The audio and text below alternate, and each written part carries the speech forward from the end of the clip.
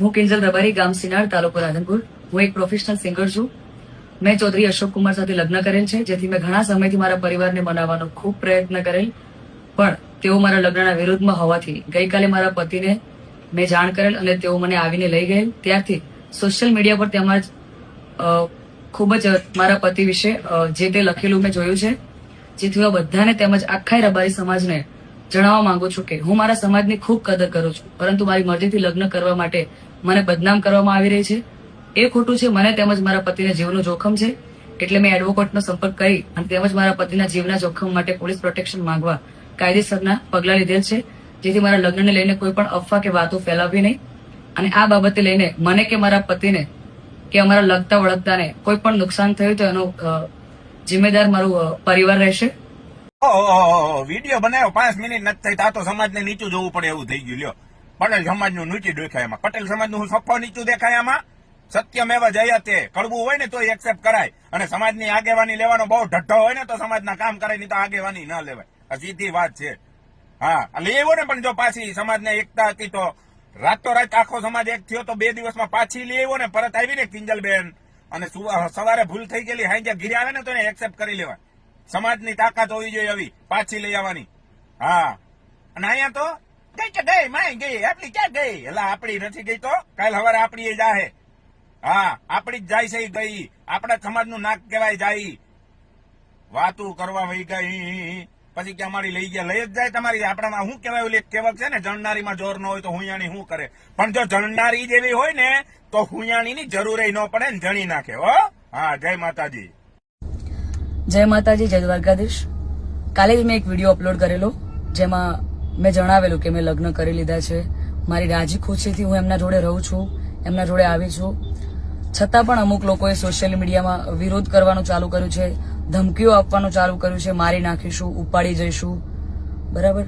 તો મને એ નથી સમજાતું કે જ્યાં સુધી હું સમાજનું નામ રોશન કરી રહી છું, જ્યાં સુધી હું મારા ઘરે પૈસા કમાઈ રહી છું, જ્યાં સુધી હું એમના માટે કંઈક કરી રહી છું, ત્યાં સુધી હું બધાને સારી લાગુ છું. જ્યારે મેં મારી લાઈફ માટે એક ડિસિઝન લીધું છે, એમાં હું ખોટી થઈ જાઉં છું, ખરાબ થઈ જાઉં છું. બરાબર? અને એને લઈને ઘણા બધા લોકોએ એવું બી મૂક્યું છે, સમાજવાળાઓ લોકોએ, કે ભાઈ અમે દીકરીઓને ઇન્સ્ટાગ્રામ, ફેસબુક બધું યુઝ કરવાનું બંધ કરાવી દઈશું. તો આ નિયમ ફક્ત દીકરીઓ માટે કેમ છે, મને એ નથી સમજાતું. આપણા દીકરાઓ જયારે કોઈ બીજા સમાજની દીકરીને લઈને આવે છે, ત્યારે આપણે બધું એક્સેપ્ટેબલ હોય છે. જયારે એ જ કાર્ય આપણી દીકરી કરે છે, ત્યારે આપણે એના વિરુદ્ધમાં જઈએ છીએ. તો મને એવું લાગે છે કે અત્યારે તમે એકતા કરી રહ્યા છો, બહુ સારી વાત છે કે સમાજ એકતા કરે છે, પણ તમે લડવામાં નહીં, સમજવામાં એકતા કરશો તો વધારે સારું રહેશે. બાકી તો હું કાયદાકીય પગલાં લેવાની જ છું. અને આ બાબતે હું આપણા વિધાનસભાના અધ્યક્ષ શ્રી શંકરભાઈ ચૌધરીને વિનંતી કરું છું, અને આપણા ગૃહમંત્રી શ્રી હર્ષભાઈ સંઘવીને પણ વિનંતી કરું છું કે મને આમાં સપોર્ટ કરે. અને બાકી તો આપણે કાયદાકીય રીતે લડવાની તૈયારીમાં છીએ. અને મારા સમાજને એક પ્રેમથી મારી આ રિક્વેસ્ટ હતી કે હું સમાજની દીકરી છું, અને મેં જે કંઈ પણ પગલું લીધું છે એ મારી પર્સનલ લાઈફ છે, મારી પોતાની ચોઈસ છે. તો એના પર કોઈ સવાલ કે કોઈ કમેન્ટ્સ કરવાનો કોઈને અધિકાર નથી. જય માતાજી, જય દ્વારકાધીશ.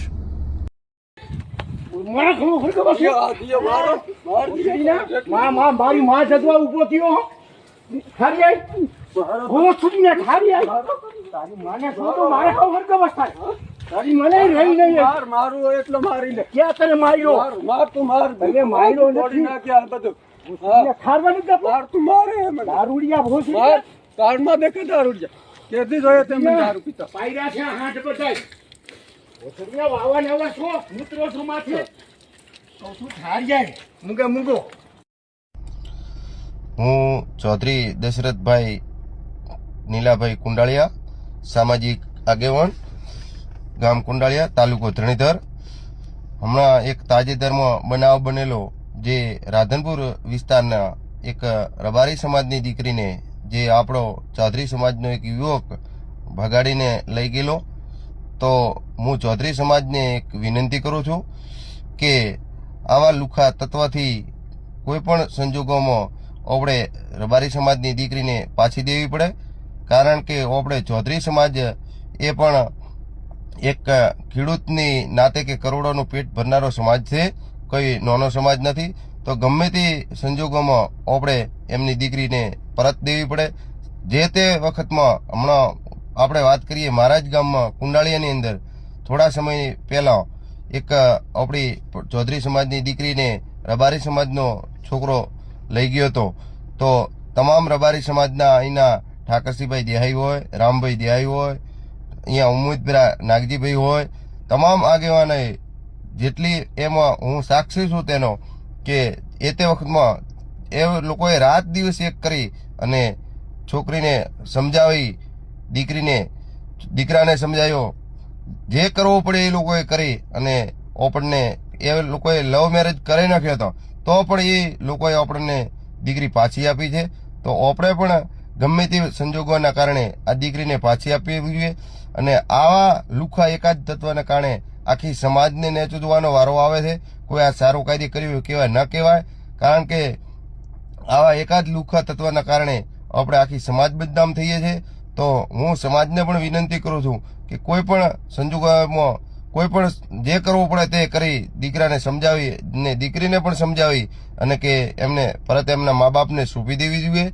કારણ કે હમણાં આપણને પણ એવી રીતે હતું તો આ લોકોએ આપણને તરત એમનાથી જેટલી મહેનત થઈ એટલી કરી અને આપણને દીકરી પાછી આપી છે.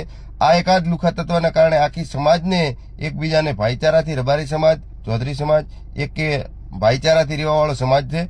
તો એવા આવા લુખા તત્વના કારણે કોઈને પણ મતભેદ ન થાય, કોઈનાથી આવા ન ઉપડે એ માટે હું વિનંતી કરું છું કે આપણે દીકરીને પાછી આપી દેવાની છે. કોઈ પણ સંજોગોમાં આવું ચલાવી લેવરાશે નહીં. અને એક આવા તમે વિચાર કરો કે આવા એકાદ માણસના કારણે જે આપણે આખી સમાજને અત્યારે કે એમની સમાજને જે આપણે આબરૂનો સવાલ કહીએ કે જે તે વખત આબરૂ એટલે કોને કહેવાય કે આબરૂ આપણે નથી કહેતા કે કહેવતમાં કે કૂતરાય પેટ તો ભરે છે, બાકી કમાવા માટે આબરૂ માટે આપણે કમાઈએ છીએ. નાના માણસનું પણ આબરૂ એટલું હોય છે, મોટા માણસનું પણ આબરૂ એટલું હોય છે. તો કોઈ પણ સંજોગોમાં આપણે દીકરી એમને પરત આપી દેવાની છે. જે તે કરવું પડે તે કરી અને એમને દીકરી પરત આવો એવું હું ચૌધરી સમાજને એક દીકરા તરીકે વિનંતી કરું છું કે ગમે તે સંજોગોમાં એમને દીકરી તરત આપી દે. અને આ બાબતે કોઈ ચૌધરી સમાજ કે રબારી સમાજ હોય તો બંને ભાઈચારાની સમાજ છે. તો આવા લુખા તત્વના કારણે કોઈ પણ ના આવે અને આખી સમાજ આવું ન કરતી હોય, આવા એકાદ લુખા તત્વના કારણે સમાજ પણ સાથે છે, રબારી સમાજની સાથે છે, રહેવાની છે, હતી અને રહેવાની છે. તો આપણે ગમે તે સંજોગોમાં એમને દીકરી પરત આપી દઈશું. જ્યાં પણ જરૂર પડશે ત્યાં અમે હાજર રહીશું. જે કરવું પડશે તે કરીશું. બાકી એમને દીકરી પરત આપી દેવાની અમારી જવાબદારી છે આપણી. અને આપણે કોઈ પણ સંજોગોના કારણે એમને દીકરી પરત આપી દે એવી હું ચૌધરી સમાજને વિનંતી કરું છું. રબારી સમાજને પણ વિનંતી કરું છું કે આવા લુખા તત્વના કારણે આખી સમાજ આવી ન હોઈ શકે. કોઈને અમને પણ કોઈ જેટલું રબારી સમાજનું આબરૂ એટલું ને એટલું ચૌધરી સમાજનું પણ આબરૂ નીચું કહેવાય કે આ કોઈ એમને સારું કાર્ય કર્યું નથી. જે કરવું પડશે તે કરી અને એમને દીકરી પાછી આપે. ચૌધરી સમાજ આખો એક થઈ જાય છે. જે કરવું પડે એમને કરી અને સમાજની બહાર કરીને પણ એમને દીકરી પરત આપી દેવી એવી મારી નમ્ર વિનંતી છે.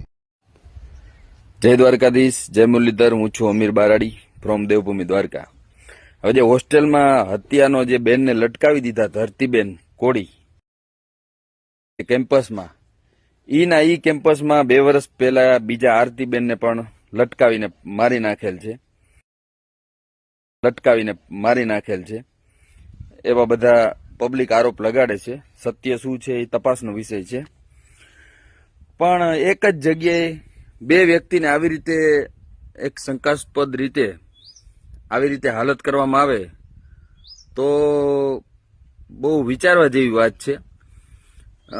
કોઈ પણ સમાજની દીકરી હોય, આ કોઈ રાજનીતિ આમાં ના હોવી જોઈએ કે કોઈ સામાજિક ના હોવું જોઈએ, પણ આ એક જ જગ્યાએ એક જ કેમ્પસમાં 2024માં આરતીબેન અને 2026માં ધરતીબેન, અને એને ન્યાય હજી નથી મળ્યો અને ન્યાય મળશે નહીં.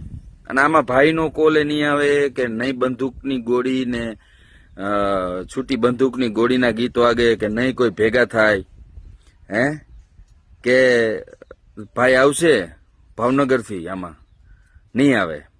આમાં રાજનીતિ નથી. રાજનીતિ હોત તો ભાઈ ને આવત બધા, તો મેટર થાત સોલ્વ. આમાં કઈ એનું ભવિષ્ય નથી આમાં લડવું.